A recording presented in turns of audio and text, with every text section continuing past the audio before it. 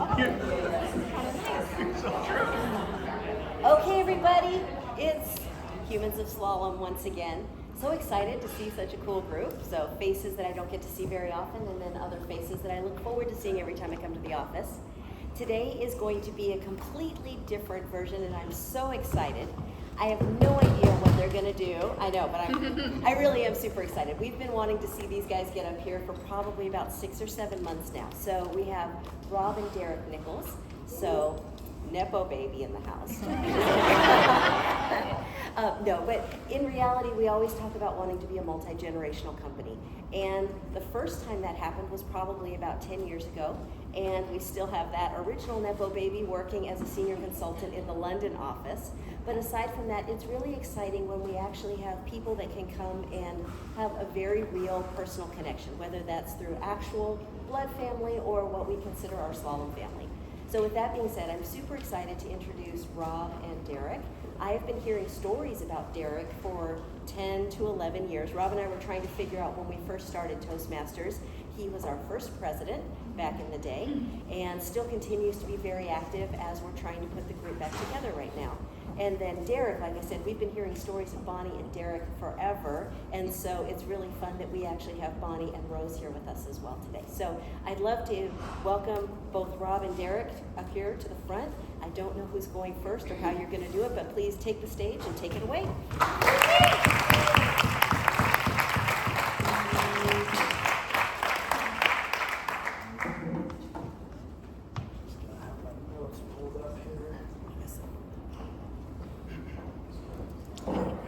Thank you for that introduction. Like Annie said, my name is Derek, and I have the unique privilege of getting to work at the same company as my dad, Rob.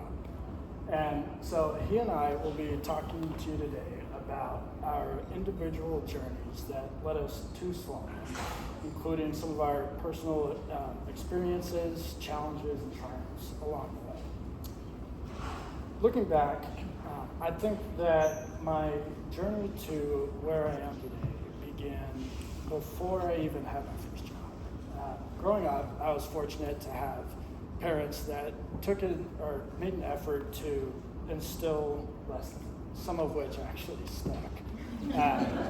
Like, not enough.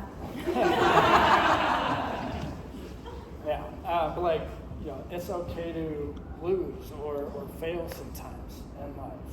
For instance, I started wrestling when I was 10 years old, and my dad would take me out to these wrestling tournaments on the weekend. And at one point in my wrestling career, I went through this slump where I just kept losing match after match, and I was going 2 and out at these tournaments, and I could tell that my dad felt a little bit sorry for me because I kept on losing, but in my head, like these tournaments, some of them were like a 2 or 3 hour drive each way. So in my head, I was feeling bad for him for making him drive all the way out there just for me to go 2 and out.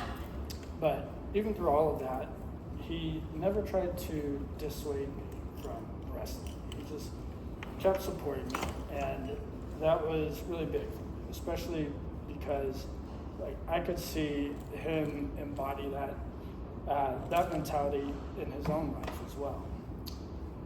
In 2008, when the Great Recession happened, my dad got laid off from his job. And at the time, I didn't really understand the gravity of the situation. Part of that was just youthful ignorance, but I think in larger part, it was because he didn't let that setback dominate his life or our lives as a family. And you know, looking back, I realized that that ordeal must have been a lot more difficult for him than I realized at the time. But back to my journey. Throughout high school and college, I had a variety of jobs here and there, from fishmonger to line cook to parking lot attendant. But my first office job was working in sales at Symmetra, which is a life insurance company. Now, before I even took that job, I knew that I probably wasn't going to enjoy working in sales, but I convinced myself that I could eventually learn to love it that never happened. So coming into that job with zero internship or office experience, imposter syndrome had me in its grip. And for the first year or so, I had some of the worst anxiety my entire life. And it didn't help that right off the bat, my team leader, Tammy, she expected more from me than I was able to deliver at that time. And so because I wasn't able to perform up to her expectations, working with her fueled my anxiety even more. And I was, at one point, I was like underperforming even for the normal standards for that role. It was like all of my anxieties and doubts and fears were becoming self-fulfilling prophecies. I developed this habit where I compulsively like scratched the side of my head and had a little bald spot there for a little while. And so eventually my manager, Sean, saw that me and Tammy would probably be better off as colleagues rather than teammates. And so he moved me to a new team. And things did get better for a little while after that, but I was still left with the fact that I hated sales. So after about a year and a half, I realized that that was a dead-end job for me personally, because the only real viable option that I saw for career development with Symetra would be to continue along the sales path. So at that point, it was time for me to find a new job. And as much as I hated that job at Symetra, it was even more daunting thinking about trying to find a new job. I had just spent a year and a half in sales, and there's only so much you can do to fluff up your resume. So finding a job in a different field other than sales felt, at the time in my head, I was telling myself that it was an impossible task, right? But luckily, I had people in my corner that got me to take shots that I wouldn't have taken otherwise. One of those people was my uncle, my mom's brother, Scott. He provided me with a lot of guidance and encouraged me to go after this analyst position at a commercial real estate firm. The other person in my corner was my dad, Rob. He took me to some of these Slalom tailgates at the UW football game. Turns out tailgates are actually a great place to network. I got to meet some very cool people there, and I ended up applying for a job with Slalom, and I actually got a job offer from both the commercial real estate firm and Slalom. And you can probably guess I ended up taking the job with Slalom. And so that brings us to January 2022 in my story. And I wanted to pause there to talk about something that I had been struggling with throughout all of this in the background. And that something is alcoholism. My sobriety date is May 18th, 2023. And I'm not going to go into the gruesome details of this, but I did want to talk about it because it wouldn't be a story about me if I didn't. For me, drinking and alcohol was a coping mechanism for a lot of different things, but especially fear and anxiety. And around the age of 21 or 22 is when my drinking really became problematic. Around that time, I was working in the restaurant as a line cook, and it started out with having a couple beers with the guys after our shifts were over, to having a couple beers on my shift, to just straight up showing up to work drunk. Now, when I made it to Symetra, I had enough sense to realize that I need my brain to function properly in order to do that kind of work. So I was at least smart enough to avoid drinking during the workday. But what that meant was my days were essentially divided into living sober but paralyzed by anxiety for 8 hours during the workday, and the rest of the hours in the day are just consumed by alcohol. And when you're living like that, it's really impossible to think about the future or have goals and aspirations. It's a big part of why I stayed in that sales job for so long, despite how miserable I was. And even after I got to Slalom, I continued to live that way, just hopelessly trapped between anxiety and alcohol. Despite the fact that I actually enjoyed my job at Slalom. And it wasn't until I started to see that my drinking was negatively impacting those around me that I decided to make a change. And so that's why I started to see a therapist and go to AA meetings. And as I was writing this speech and reflecting on this experience, I realized just how much support and from how many different people I had that support from. And I'm so grateful for that support. You know, people like my girlfriend, my parents, my brother, my friends, my therapist, the AA community. I wouldn't be here where I am today without that support. And since getting sober, yeah, it's been a blessing. You know, I've been blessed with a renewed sense of inspiration and curiosity. I've been able to work on some cool projects here at Slalom that were outside of my normal wheelhouse.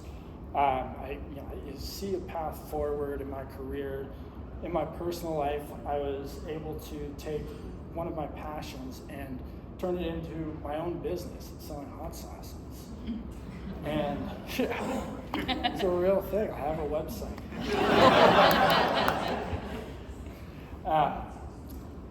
But so that brings us to today and the journey going forward.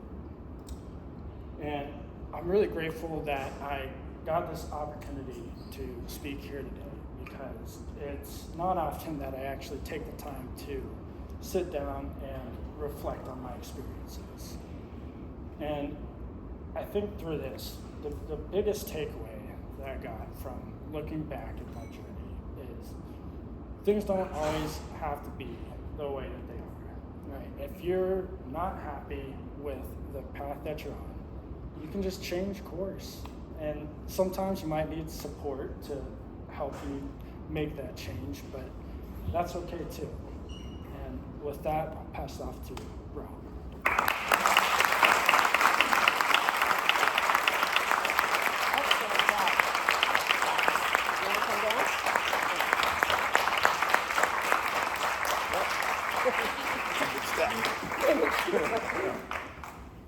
Wow. Tough to follow up on. I do it, I do it, I do it. Those were the words that Bonnie and I heard very first from Derek, very early on in his life. I do it, I do it, I do it. And it's all meant to be, I don't care that you're trying to dress me or teach me to go potty or eat my food. I can do it on my own. I'm strong, I don't need help, I can make those decisions. You know, at the time I was thinking, boy, he is a stubborn kid. But then as I got to reflect, as he started to grow up, those words, I do it, I do it, I do it, really reflect something about Derek that I came to appreciate, but Bonnie and I both came to appreciate, and that was his self-confidence, his decisions to make a path different from everybody else, perhaps, his confidence in his abilities to make those decisions, sometimes following the path less gone down, as well as the ability to really change on a dime. And I think we heard that a little bit today. That's awesome. Now, I think of that characteristics, and that's probably how he got through his schooling and in his career and into slalom too, using those attributes of decision making and having confidence, at least outwardly confidence, of going in and doing the things required to make changes in his life and improve things along. Now I compare that to myself. When I was a kid, I was kind of the opposite. I was a pleaser. I wanted to get approval. If you put me in the disc, I am a solid S. I like to get people to work together, to work along. I don't necessarily need the accolades. I don't like conflict. So I thought, wow, those are two different paths. Derek's self-confident, ability to make decisions, and me, I'm more collaborative. And yet we end up here at Slalom at the same time. So as I was putting together this speech, I was thinking elements in our lives together, Derek and I, where they demonstrated those two attributes and how we finally came together to be at Slalom. One of the first things in my memory about Derek, he talked about this a little bit too, is wrestling. He downplays his wrestling career. It was awesome. But just that decision to go wrestling was pretty significant because at the time, wrestling is not the coolest sport in the world, right? Most people want to go play football or baseball or basketball. Soccer was very popular. All his friends wanted to play those sports. Derek at age 9 or 10 said, Mom, Dad, I'm going to wrestle. His mom said, well, Derek, all your buddies over there, aren't you going to have problems with not having any friends? And Derek says, I can make friends over there. I just want to wrestle. Now let me give you a little bit of context in youth wrestling. It is a tough sport. Not a whole lot of visibility. From age 10 all the way through high school, Derek was committed to wrestling. It really went from October all the way into May. So it's a half a year long process. Practices every day. It's a grind. Derek downplays his results in losing. I don't actually remember him losing, going out too many times, but he is right. We did travel the entire state, 2 hours at a time, so the all-day tournament. His mom joined in us in his high school years, so we did all that. But Derek actually became very confident and dedicated to the sports, to the fact that in high school, 3 out of the 4 years that he was there, he was a state participant there, which is huge. That means he was wrestling for the state championships in the Tacoma Dome at the MAC Classic. That's what they call that. And these are the best wrestlers in the state of Washington, all come together for a 2-day tournament. But the one thing I remember about Derek's wrestling career that kind of demonstrates, what a grinder he is and what a dedicated person he is there was a tournament in his junior year. It's called Hammerhead. It's done in Bremerton, and it's a 2-day tournament as well. It's a tough tournament. Only the best schools in the state get invited to this tournament. Now, in these tournaments, Derek talked about going 2 and out. In this tournament, you usually wrestle 4 matches in a 2-day period if you're in the championship bracket. But if you lose, you have a chance to get back into the championship bracket by wrestling a whole lot more, 7, 8, 9 times over 2 days. Derek lost his first match, a very tough one. I think the kid ended up placing at state. But through the next 2 days, he wrestled more than I've ever seen anybody wrestle. And wrestling is tough. It's tiring. It's full days, full days. So at the end, when he got himself back into the championship brackets, at the end when they were giving out the individual awards, to our surprise, the announcer called up, "Can I have Derek Nichols come up on the stand?" This is from hundreds of people up there. And they awarded him the Grinder Award. The Grinder Award is meant to say that, yeah, he had a setback, but he ground his way through success in that tournament. That rings true with Derek. Now for me, coincidentally, I was a wrestler too in high school, but my experience was much different, and I think it reflects my mindset at the time. When I was wrestling, it was actually kind of a cool sport. We actually had cheerleaders show up to our matches. I didn't really do the dedication that was necessary to be a really good wrestler, and so I think my biggest claim to fame in wrestling was I was very small. I wrestled 101, so I won a lot of matches because I went out, got my hand raised, because the other team didn't have a kid as small as me, so I got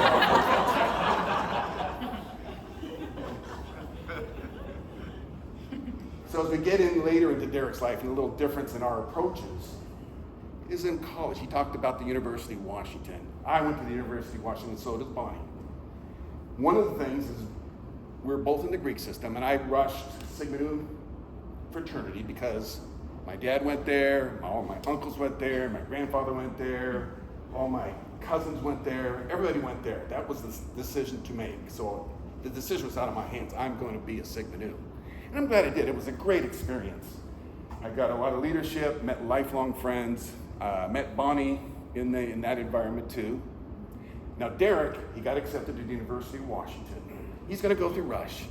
And it was just assumed, right? He's going to make the decision to join his cousins, his brother, his uncles, his grandfathers, his great-grandfathers, all the way up until the time when he abruptly made that shift. He joined the ZBT house, much larger, smaller house, but a really good house. But it turned out to be one of those decisions, I think, that really helped Derek because it gave him an opportunity for leadership early on. He was a house officer as a freshman. He became the president of the house. He led a lot of seminars. He led a lot of parent groups. It was a great experience, and I think he too would acknowledge that he has a ton of will-be lifelong friends from that experience. Now, as I look back in my journey into my career here at Slalom, I started off in the world of Ford Motor Company, which was a nice, steady career. I was there for 10, 11 years. And it's the type of career where it would be like Boeing here, I suppose, is that you could be comfortable and last for 30 years, or at least you could in the past. And be happy with that, having with your career, not a whole lot of aspirational things that I was thinking. But I'm thinking back to Derek's approach, and maybe some of that rubbed off on me in my career, because I took a jump and I said, I'm going to pivot, I'm going to make a change, because I don't necessarily want this comfortable career. So I jumped into almost the polar opposite of a steady career at Ford Motor Company. I jumped into startups. And the startups was exciting and fun, but it was also very risky. You know, we had 2 young kids at home, and it was difficult. And truly, it was done in the dot bomb era, and the company went poof. And so that's one of the reasons I had to go look for another job. And that time I said, well, what would Derek do? He would continue the path, not jump back into the comfortable, go make another hard decision, and that's what I did. I went into another startup company. This one was more successful. This was Unibar, as a subsidiary of Unibar, a former client, or maybe a current client of Slalom's right now, but they had a little startup company that I blossomed into my career.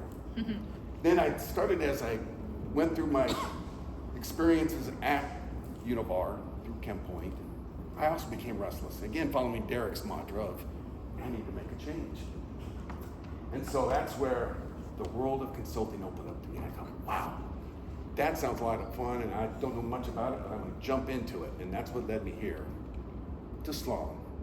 So I look back at my lessons learned over the time, and in watching Derek grow and make his decisions, I think sometimes, he started here as definitive, I do it, and me trying to be, I want everybody to get along, and I need help and all this. And I think our paths came together, and I think I took more from Derek than he took from me, quite frankly, in those decisions, and in my ability to make those choices, and to pivot, and make things as exciting as I can for me. So for all of this, I thank Derek for launching me on my path here, and I'm so glad we're working together, and I'm so confident that he's going to do well. He's going to be a real benefit to Slalom, and he talks about some of the projects that he's working on in his group and the emo group, and it just blows me away. I think he should be a consultant, right, frankly. He's putting together cool automated processes for looking at contracts. He's very participative in the Toastmasters. He participated in the Future of Slalom Work project that was going on a couple of years ago. So he throws himself into stuff, and I just hope that as I go into the end of my career, when eventually we all leave, right? When I go, I hope to take that type of attitude and apply it to my next journey outside of work and making fun, exciting, important decisions. Thank you.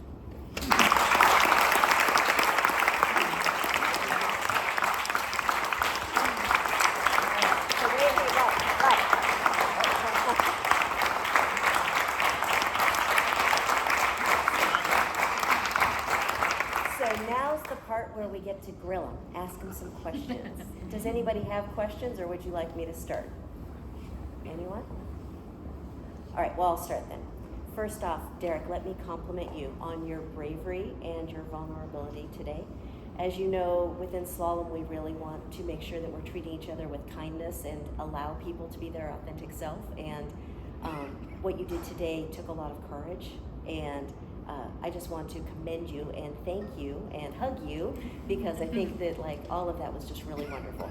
And my little brother was also a wrestler, and so when you were talking about your stories, a lot of that resonated. What I thought was interesting is when you said your mom started attending the matches when you were in high school. That's actually when my mom stopped attending. She would watch the video afterward because she was so terrified. But yeah. Yeah, Bonnie's in agreement with that. My question for you would be, at what point did you start to feel the difference in having made that decision and embracing the change? What was the first point when you kind of had that, I'm doing it feeling? Could you? Yeah, like, so you'd made the decision to get sober and you had started investing in your own personal wellness. And at what point did you start to realize that it was working? I can come up. I think in most situations where I've made that pivot or made that decision to change something, it's always been a gradual revelation as to whether or not like that change is worth it, whether or not this is the path that I want to go. It's always been, just a gradual realization. And I think I've always had this base assumption that things are just going to work out, So whatever path I take, I guess I have some level of confidence that things are going to work out. If they don't work out after a certain period of time, then it's time to pivot again, and make that new change. So a fundamental core value of optimism. I like that. That's pretty cool. George. Oh, I was just going to ask, so it obviously takes a lot of courage just, first step is to admit that you have the problem. It takes a lot of courage because once you admit it, then you have to acknowledge that you have to do something about it. So I'm kind of curious for you, you kind of mentioned briefly something about like it was affecting the people around you, but what was that catalyst for you to say, hey, this is a problem and I really need to change? So it was an experience that involves my girlfriend Rose, who is here today, and I hope you don't mind me sharing this. Okay. He doesn't Okay. So we were getting together for a dinner or a date night. It was just a random Thursday, no special occasion or anything. Just getting together for dinner, and I showed up to that drunk, and I tried to play it off like I wasn't drunk, and that didn't work. And one of the things, there's a bunch of stuff that was said that night, but I remember sitting across the table and she asked me, how do you think that makes me feel? And my only response was, I don't know. I wasn't thinking. And it was, it was just that whole night. Because up until then, I'm sure a lot of people have family members or friends that may be dealing with alcoholism or addiction. And some people are very outward about how they go about that. Other people like myself, I was more of a recluse towards the end of that, where I would avoid social situations. I would drink by myself. And so up until that point, it was, at least from what I could tell, it was mostly just affecting me. And I didn't have a very high self-worth to really care. I knew that it was problematic, but once I saw that it was affecting others is when, Thank you for sharing. Thank We you. have time for one more question for Derek before we turn our focus back to Rob. Anybody else? Yeah, please. It's kind of a two-parter. My first question, when is this photo being taken?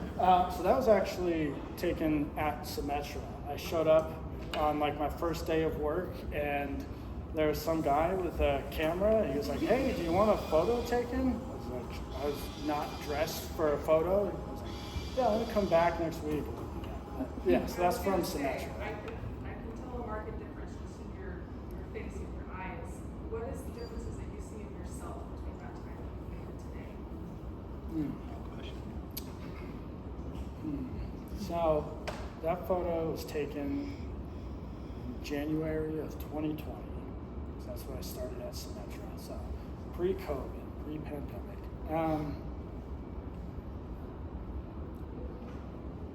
I think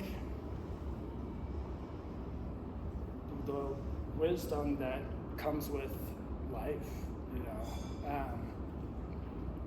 I guess we can only hope to be a little bit wiser 4 years from today, right? I believe that that I am wiser than that version of myself. I think that it's important to realize not just what do you call it? I think it's important to recognize the assets of your past self. Nobody's perfect, right? I'm still not perfect to this day, but looking back, there's a lot of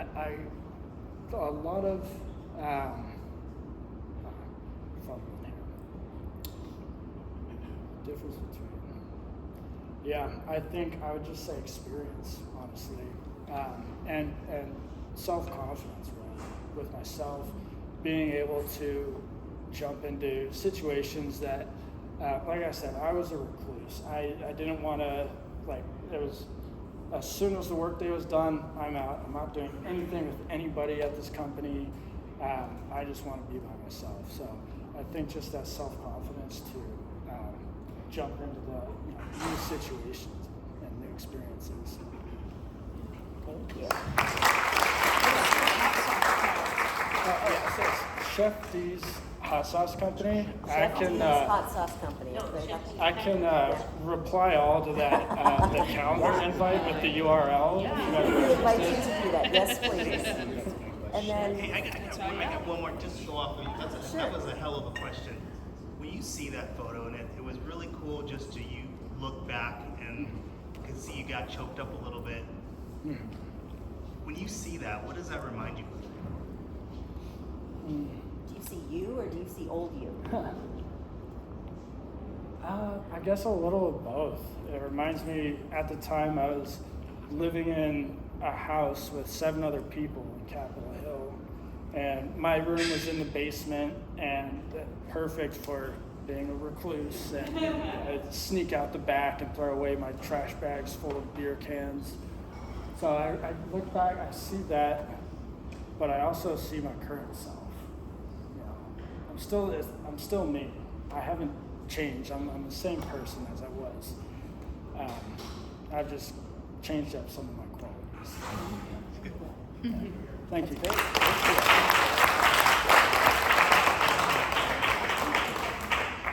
And then for Rob, as I mentioned at the onset when I was kicking us off, Rob has been telling stories of his family for a decade.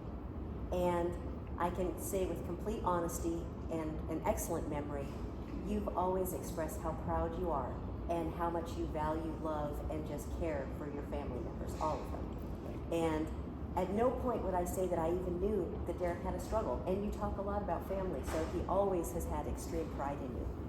I wanted to ask, as you were sitting here and witnessing and thinking through what you had experienced during this transition period in the last 2 years, what emotions were you feeling while Derek was talking?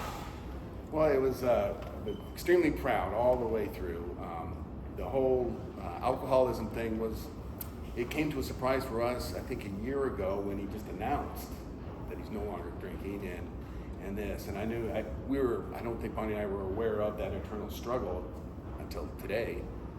what led up to that. And I've been proud. I was going to mention it in my speech. I didn't know how comfortable it made me to disclose that, but that about he's over a year now in his chip that he has from Alcoholics Anonymous. So all of that, extremely proud. I'm really proud of his business. It's amazing what he's done with this business. It's starting up a small business in King County in the state of Washington is a hell of a thing. The hoops that he has to go through and the lessons he's learning, it's really cool. I'm really proud that he's really done that.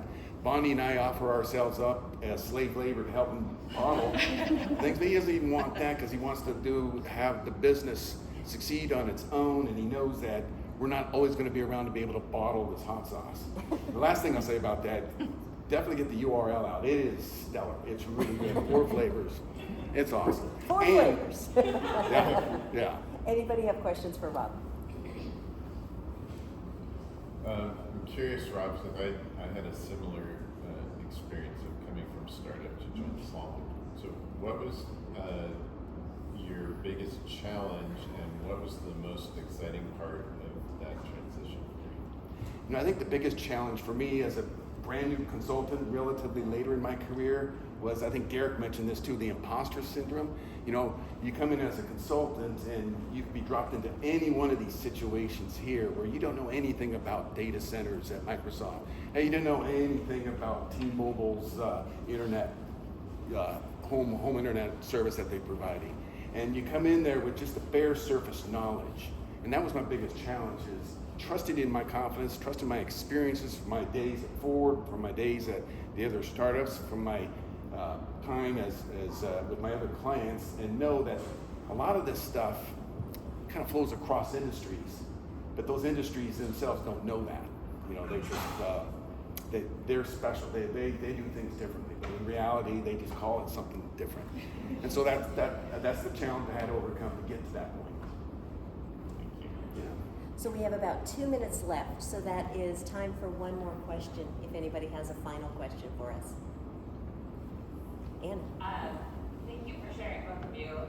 Sorry. Rob, I'm curious to know, you talked a lot about what you've learned and applied in your own life, but what wisdom have you gained from the parenting world as parents, seeing Derek go through his journey and helping to guide him through that? It's a good question. You can answer too, Bonnie. For me, as I think, again, Derek touched on this too, is Bonnie and I, as long as he's going the right direction per se, we let him make his own decisions on the wrestling, on the fraternity, the activities he wanted to do. We were always there and supportive of him. So how that translates into my career, as a consultant, I think sometimes within team members, I sometimes want to control things and make things happen, and to let go and have that trust that your peers and your teammates and your clients all have the same best interest at mind, to let them go and make those decisions that you can lean on your team, Slalom team, client team. That was pretty funny. Right as he said, let him make his own decisions. Anybody who had teenagers in the room went like this. Oh, we did And too. my whole chest clenched. Like, that was funny. We do have time for one more. Woody? I was just gonna go off of that. I mean, knowing Bonnie, knowing you guys, and Derek, thanks for sharing your story, because I did not know about that. As parents, it's really difficult. And was there a moment when you realized that he was an alcoholic? What was the hardest part for parents? Because you also were dealing with other things in your life. But was there a moment where you're like, I don't know if I can save him? There was, the alcohol part of it. Again, it was a surprise to us up until a year ago. So that part. But there is time. I hope you don't mind, Derek. But I mean, in his high school years, he got involved in the high school drug environment out there, and so that was the biggest, I think, rock to climb for both Bonnie and I. We were so worried at that point. We'd stay up till 4 a.m. and wondering where he is. He's out somewhere. I went out driving through the neighborhoods looking for him on that one. So the stories we tell sometimes are you know, it's a happy place where we get here to Now they're funny stories. yeah. But sometimes, I mean, those life's challenges, and I know we probably all have things like that in our neighbors and our friends and family and all this, and that was one of ours. But to Derek's credit, he's gone way beyond that version of himself, and it's something to really be proud of. With that, let's give him a huge thank you.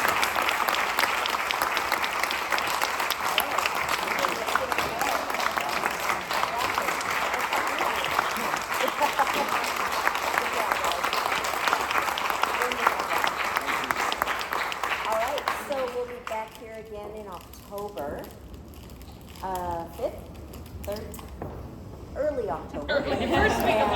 First week of October, and we'll have Shalyn talking to us. So it's going to be very interesting. She'll be talking about probably a surprise to you, but she had a Make-A-Wish experience, so she's going to tell us about her journey. So with that, please come back and join us again. Thank you so much. Thank you, Andy. Of course.